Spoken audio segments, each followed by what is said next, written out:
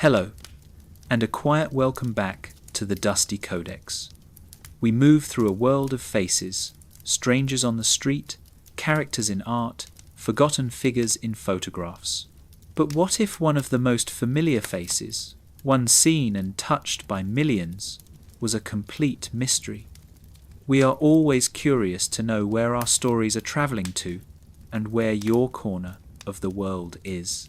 Please, take a moment to let us know in the comments where you are watching from today. In the 1880s, the body of a young, unidentified woman was pulled from the Seine River in Paris.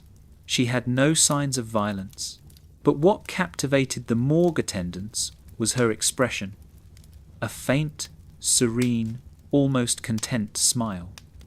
The pathologist was so moved by her beauty that he was compelled to make a death mask of her face. This mask, a haunting echo of a lost life, became a morbid art sensation. Decades later, a toymaker would use this very face to create Resusci Annie, the world's first CPR manikin. This is the incredible true story of how a tragic, unknown woman from a Parisian morgue became the most kissed face on earth, an accidental icon who has helped save millions of lives.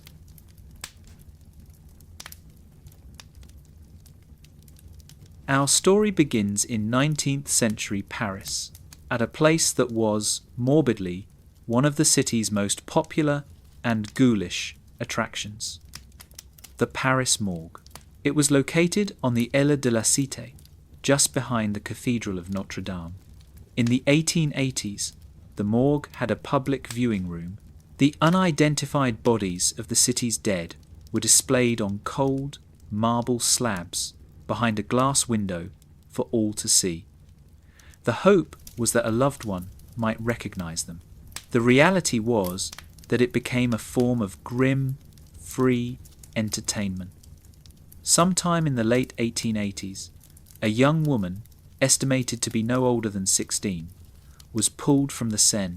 She had no papers, no identifying marks, and no signs of violence, leading to a presumptive and perhaps romanticized verdict of suicide. She was placed on display, but this unknown woman of the Seine, or l'inconnue de la Seine, was different. She didn't bear the typical marks of a tragic drowning. Her face was not one of agony, but of profound peace. The pathologist on duty was so struck by her enigmatic smile that he felt a need to preserve it, not as a piece of evidence, but as a work of art.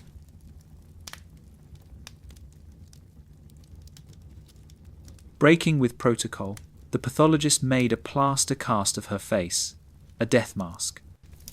This simple act immortalized her. The original cast was kept at the morgue, but its haunting beauty was immediately recognized. Copies began to be made, sold first as morbid souvenirs, and then as something more. Within a few years, the mask of l'inconnu became a sensation. It was the ultimate artistic curiosity, the Mona Lisa of the Seine. It was hung on the walls of bohemian salons, artists' studios, and writers' dens, from Paris to Berlin, from London to Prague. She became a blank canvas for a generation of artists. Albert Camus compared her smile to the Mona Lisa's. The poet Rainer Maria Rilke wrote about her. Novelists and playwrights invented countless tragic backstories for her. She was the perfect, silent, beautiful mystery.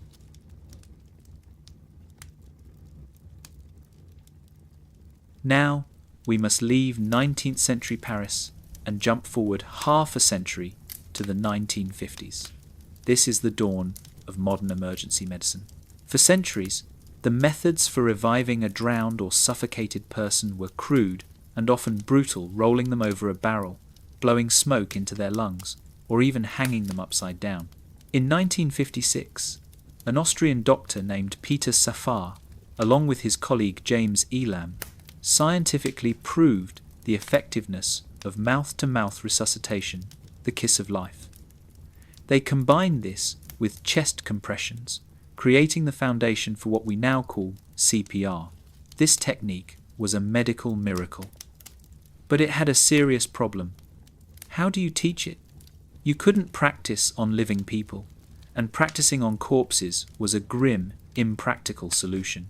The medical community needed a tool, a realistic manikin, to teach this new life-saving skill to the world. For over 60 years, the unknown woman from the Seine had been a silent muse for artists, a symbol of tragic, romantic death. Her identity was lost, but her face had become one of the most famous in Europe, a blank slate onto which an entire continent projected its fears and romantic fantasies. But her story was not over. In a factory in Norway, a toymaker was about to give this face, a face of death, a new and astonishing purpose. If these stories, these incredible hidden connections that link our past to our present, are what you seek, I invite you to subscribe to the Dusty Codex. Your support allows us to continue unearthing these profound links that define our history.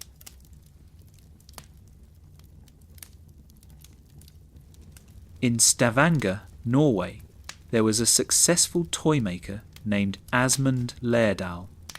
He was a pioneer in soft plastic toys, and his Anne dolls were beloved across Scandinavia. But Lærdal's life and his work were about to change forever. One day, his 2-year-old son, Tore, fell into the water and nearly drowned. Lærdal pulled his lifeless body from the fjord and, in a panic, managed to clear his airway just in time. The boy survived. This harrowing experience left a deep mark on Lærdal. Shortly after, Lærdal was approached by Peter Safar and a group of anesthesiologists.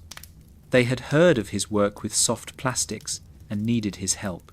They commissioned him to create a realistic, life-sized manikin for practicing mouth-to-mouth resuscitation.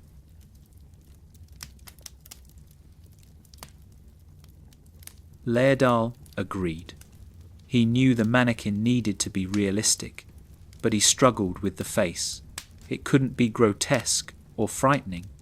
It needed to be natural, calm. As he pondered the design, his eyes fell upon a mask that had hung on the wall of his relative's home for years, a copy of L'inconnu de la Seine. In a moment of profound, poetic inspiration, Lærdal realized this was the face he was looking for. It was the face of a drowned woman, but it was also serene, beautiful, and, crucially, non-threatening. He decided that this unknown girl, who had died so tragically, would now become the face of life.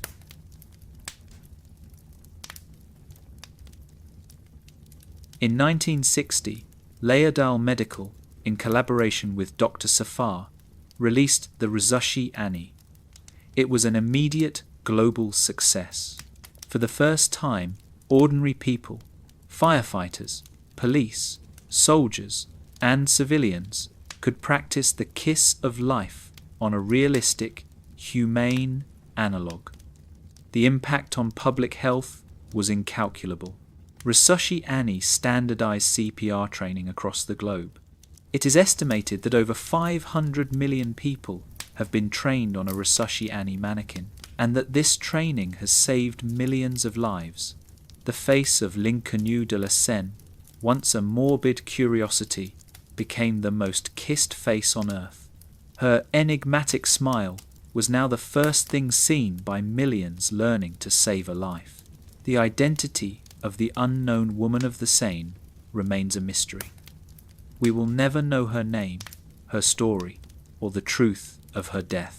But in one of history's most beautiful and poignant twists of fate, the face of a woman who could not be saved has become the face that teaches us how to save everyone else.